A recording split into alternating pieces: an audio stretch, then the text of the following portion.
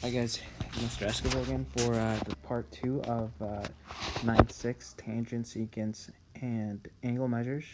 Again, if at any point you need to pause the video, make sure you do so, or rewind to listen to what was said again.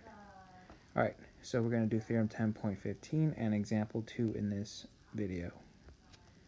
So Theorem 10.15 states, if a secant and a tangent intersect at the point of tangency, then the measures of each angle formed is 1/2 of the measure of its intercepted arc. So let's get a better understanding of what's going on by taking a look at the picture down here. So a secant on this picture would be something like ray AB,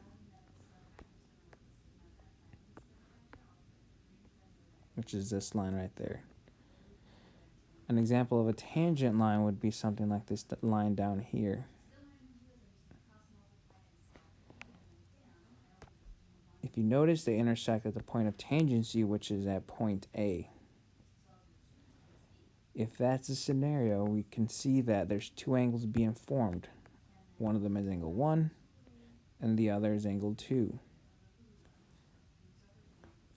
So we can find the measure of angle 1 or angle 2 if we know the measure of its intercepted arc, which in this case is going to be AB in relation to angle 1. So what I'm trying to say is, if you want to find the measure of angle 1,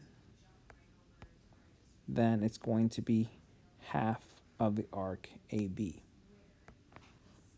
So angle 1 is 1/2 of the arc AB. Same thing goes on the other side. If you know the arc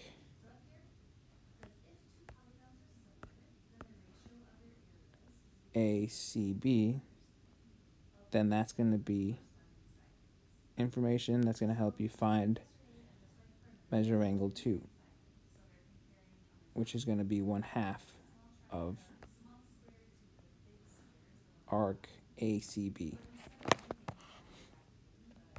Now you can also use that in reverse. So if you know angle 1, then if you double it, then you know arc. Same thing goes with angle 2. If you know angle 2, if you double it, then you know its intercepted arc. So let's take a look at some numbers.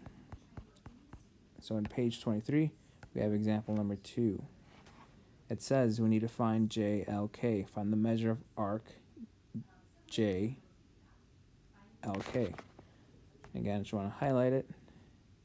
JLK is this. So we need to find the arc. We know the angle is 116. That's being formed by the tangent line HJ and the secant JK. And they both meet at J. So here's a scenario, Theorem 10.15. If we know the angle in this case, then we know the arc. The measure of arc JLK is going to be twice the size of the angle that we have, which is HJK. So it's going to be 2 times angle HJK. Well, we know what this is. We know HJK. HJK is 116. So measure of JLK, it's twice the size of 116.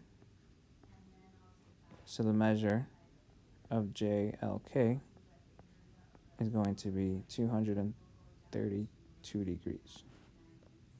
So that is a measure of arc JLK.